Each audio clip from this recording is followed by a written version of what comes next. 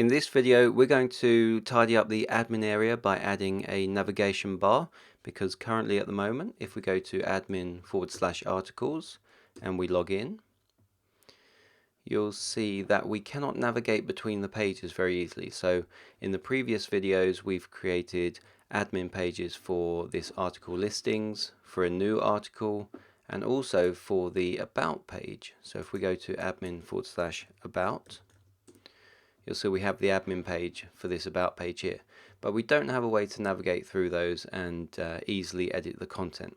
So to start with, as I say, we're going to create an admin navigation bar here, and then we're going to have a look at some of the other features in Total CMS, such as image galleries and file downloads.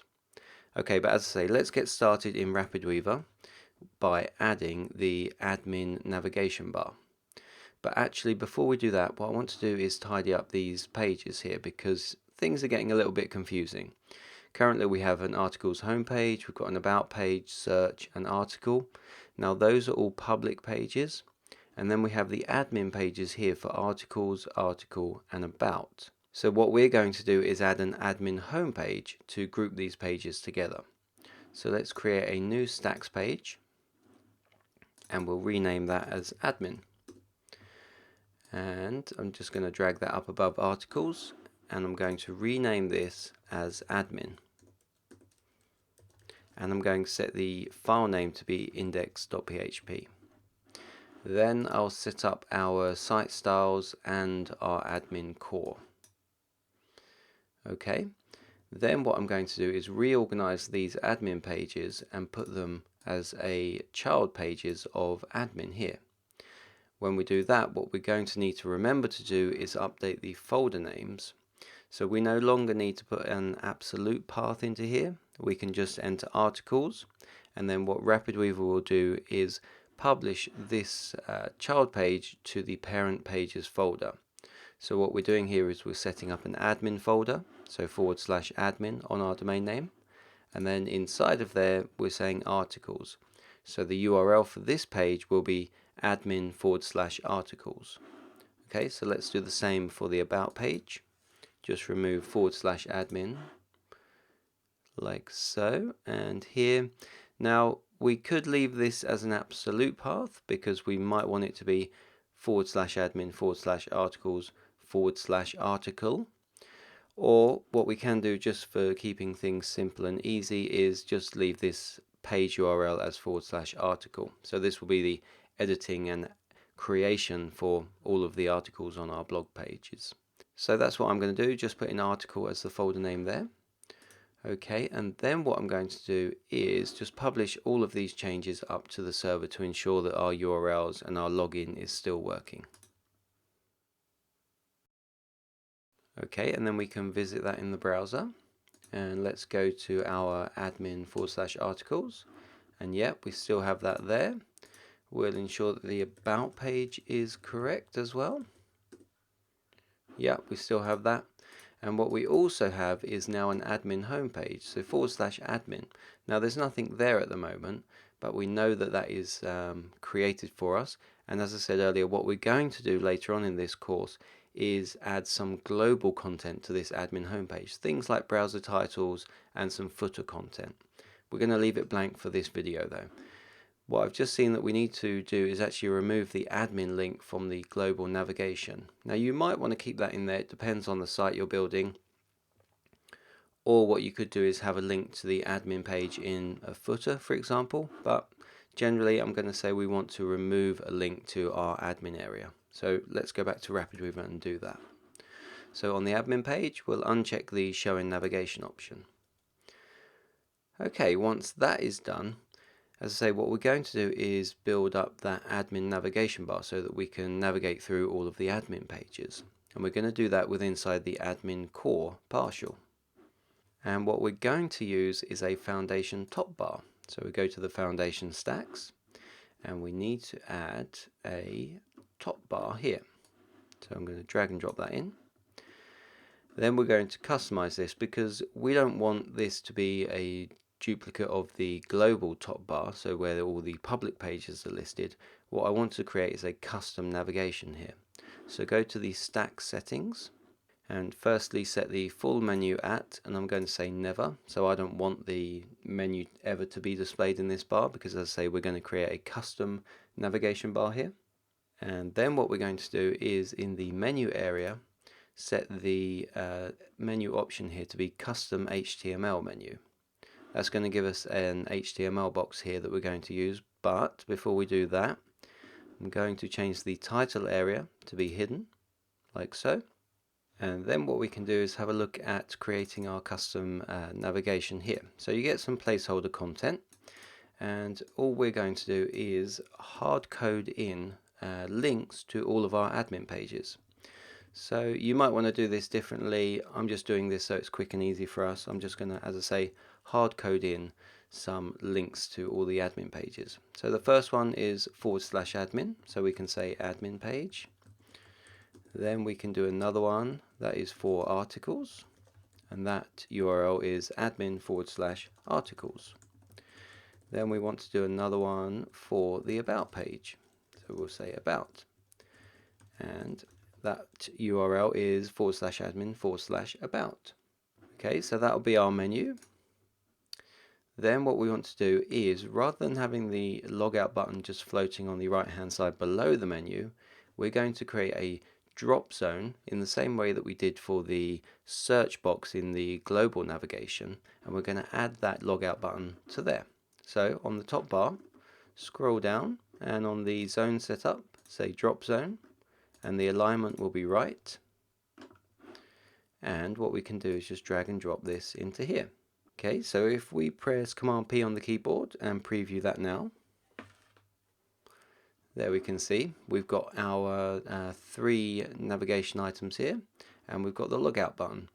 What I've forgotten to do is set the alignment of the top navigation here, so these navigation items to be on the left hand side. So let's go and do that. So on top bar here, we are going to set the alignment to be left. What I'm also going to do is remove these or uncheck these settings here, because I don't want those dividers. And I'm also going to use some custom sizing. And all I'm going to do is set the height to be 65 on the nav, like so. And if we go back to Safari and preview that, there we can see we've got links to all 3 of our pages, and we've got the logout button. Okay, so let's go to RapidWeaver and publish those changes up to the live server and check that it's working. So that's done. We can go back to Safari, and on rapidweaverblog.com/admin, we'll refresh there. Now I think some of the styles haven't gone up, so what we might need to do is republish all files. Let's have a look if this refresh works. No, we had it cached locally, so we're fine. So there we can see we've got our admin navigation set up now, so we can go to the articles. We've also got that cached. I'll just do a refresh. And we can see we get a list of all the articles, and if we go to about, it's also cached. We'll refresh, and there we can see we've got the about content editing, and we can log out as before. But we'll log back in quickly there. Now the only thing I think I need to do here is add some margin to the bottom of our admin navigation here.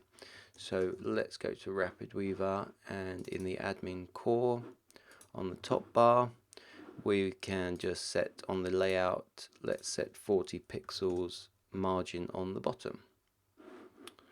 Okay, once we've got that admin navigation set up, let's have a look at the total CMS gallery stack and see how we could add an image gallery to the about page.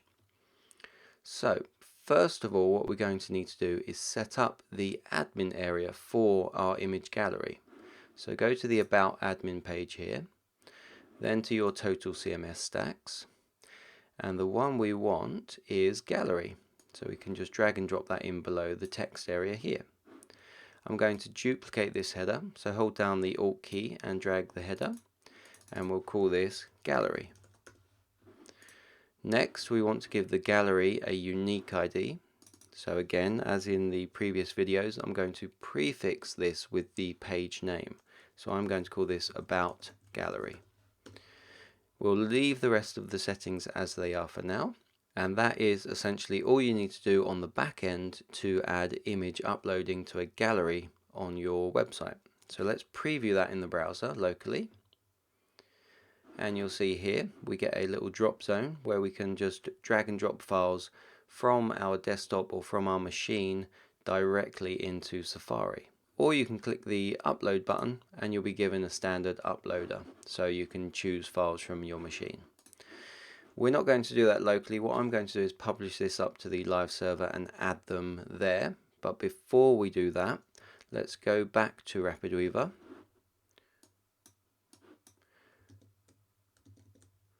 And we need to add, on the About page, we need to add the total CMS content stack for this gallery. So let's go down to the content stacks and drag and drop in the gallery in below the text. And what we need to do, as always, is remember to set the ID to what we set in the admin area, and that was About Gallery. We'll leave all of the settings as they are for now, but we will have a look at customizing this in just a minute. I just want to show you the basic and the default setup for a gallery. So once you've got your gallery stack on the front end, let's publish this up to the live server. And we'll go back to Safari and we'll go to our live rapidweaverblog.com page, refresh. And here you can see we have got the gallery uploader on the live RapidWeaver blog site. So what I'm going to do is go to my desktop, open up my assets folder, and let's upload perhaps the breakfast images. So we've got 4 breakfast images here. We'll just drag and drop those into the drop zone here, and you'll see that you get a processing progress bar, and once they've uploaded and been saved to your server, you'll get the green tick. So now when we go to the public About page and we scroll down, you'll see we have those thumbnails there, and when we click on one we get the full size view. We've got a thumbnail navigation along the bottom, and we also have an arrow navigation on the left and right hand side, so you can see that you can get to all of those images in your gallery. So it is literally as simple as that to add an image gallery to your Total CMS blog. Okay, so next let's have a quick look at how we could customize this image gallery. So we'll go back to RapidWeaver, and on the About page, so the public About page, we'll go to the gallery stack and we'll have a look at a few of the settings just so that we can explore how we could make this a little bit more personal. So thumbnails we'll leave as square, but what we will change is the responsive settings here. So how many thumbnails are displayed in a row on desktop, for example. Now because we only had 4 images, I'm going to change this to 4 on the desktop and then 2 on a tablet and mobile. So that means that we will get a row of 4 images on desktop, but when you get down to mobile there'll be 2 and 2.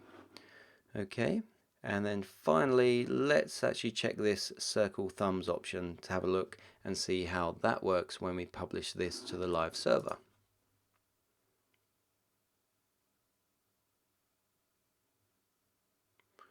So we'll go back to our About page and refresh, and there you can see we get these circle thumbnails. And now because we set the desktop thumbnails to be 4 in a row, you'll see that it takes up the full width of our content area. So now when we click on one of the images, we get the same pop-up image gallery, but we've customized how that looks. And if we go into Safari's responsive design mode, so on the develop menu, enter responsive design mode, and if we go down to say an iPad mini in vertical or in portrait mode, like so, you'll see we get 2 and 2. So that's how you can do some responsive customization for your image gallery. And you'll see as we go down, you keep on getting the 2 and 2. You could set that to be 1, so you had just 1 image per row and it would get a wider thumbnail, but I think 2 and 2 works nicely. Okay, so let's exit the responsive design mode. Okay, next what we're going to look at is the file depot. But before we do that, I want to explain how we're going to use it. So if we go to our articles and click on one article, you'll see that in the left hand side here we have the author name. So this is by Ben, so it's by me, but we don't have an author avatar. So what we're going to do is use that file depot stack to upload some avatars to our blog and use those inside of the article page here.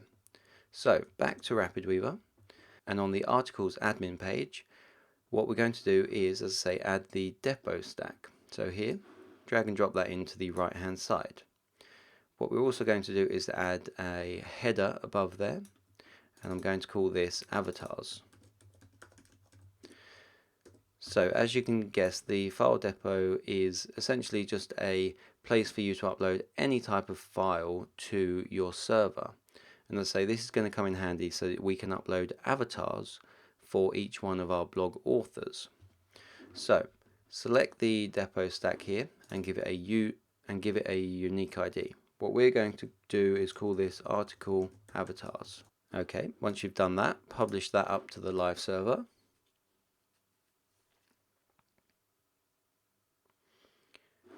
And we'll go back to Safari and we'll go to our admin page for articles. You'll now see that we have a drop zone for our file depot.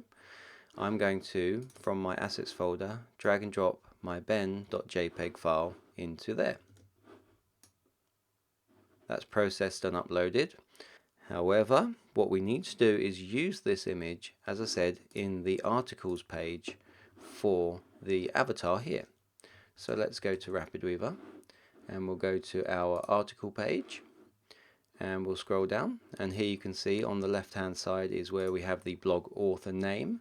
What we want to do is add that blog author avatar, and to do that we're going to be using an image stack from Foundation. So go to your Foundation stacks and we need to go down and drag and drop the image in above the blog author. Then what we're going to do is be using something known as a warehoused image. So we need to check this warehouse image options here. And what we're going to do is set a custom link or a custom path for this avatar. So click on the mobile set link button here. And what we're going to do, as I say, is set the full path to the file on our server. And that path is always going to be /CMS-data. So this is where Total CMS stores all of the data that you add. So all of the text, images, anything you upload or edit via Total CMS.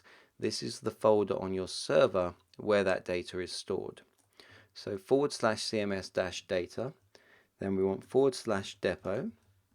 And then / the ID that you gave the depot in your admin area. So for us, that was articles avatars. Then what we can do is say / and then the name of the file. So to start with, we're going to hard code this, and in a minute I'm going to show you some blog macros that will make this more dynamic. But for now, we'll set this as ben.jpg. So this is the name of the file that we uploaded to the depot on our live site. And this is important. This must match the file name of the avatar that you uploaded. So we'll set the link. But before we do that, I just want to check that I said articles avatars or avatar. I'm not sure, but we'll set that for now. I'll go back to the articles page on the depot, and yeah, it was avatars, so that's fine. So let's go and publish that to the live server and see how it looks. Okay, that's done. We'll go back to Safari. We'll refresh our page, and there we can see we've got my avatar there. Okay, so that works really well if you only have one author. If you have multiple authors, you're going to want this to be dynamic. So we're going to want to have, say, ben.jpg and dan.jpg, so we might have 2 or more authors. So how do we make the avatar file name dynamic? Well, let's go back to RapidWeaver, and what I'm going to do is add the blog post macro hints. So this will give you a list of all of the special pieces of code or macros that you can use inside of your RapidWeaver site. And what will happen is Total CMS will replace these macros with the actual content or the data from your Total CMS backend. So the thing that we're interested in is the blog author. So %blog author and then brackets %. This will give us the author name for this post. And because the author name is Ben, what will happen is this piece of code will get replaced with Ben. So what we can do in the image stack and in the file name, we can replace Ben with %blog author, like so. So as I say, what this is going to do is replace it with the name of the author of this post. One thing to note is if you have a space in your blog author name, you will need to ensure that the file that you upload to the depot also has a space. So if my blog author were to be Ben Council with a space in between the first and the last name, the file or the avatar that I uploaded to the depot would also need to be ben space council.jpg. I'm keeping it simple and just using my first name, so this will be ben.jpg. Okay, let's set that link, publish that up to the server and ensure that it's still working.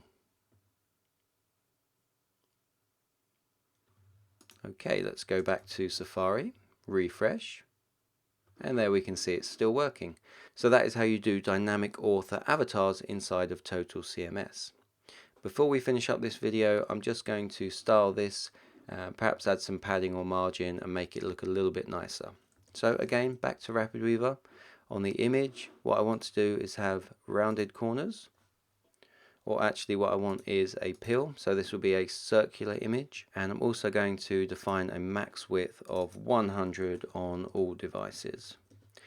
Now, just before we publish this, I want to note also that we are only setting the mobile path for this image. So what these options here do is allow you to set a different image for each device. So you can set an image for mobile, tablet or desktop. So this is good if you were to have large images that you wanted to resize for each device. However, in our case, it's just an avatar. It's not a very big image, and I want it to be displayed in the same size on all devices. So that's why I've only set it as a mobile image, and that will be inherited on tablet and desktop devices. Okay, having said that, let's publish this. Actually, let's not publish this. Let's just set a margin on the bottom. We're going to set, say, 10 pixels. And then what I'm also going to do is just update the blog author styling here. And what I'm going to do is remove the author label. So we'll just delete that. I just want my author name to be there. And I'm going to set the font to be an H2. I'll leave the styling as default, but I'll set the alignment to center. And just very quickly, we will set the styling for the blog post date as well. So we'll set the font to be the text family, the style will be swatch 6, and the alignment will also be center.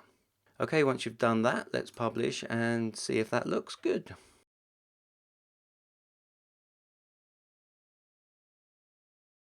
So again, back to Safari, refresh our live blog, and there, that's looking a lot nicer. So we've got our circular avatar, author name, and the date of this post.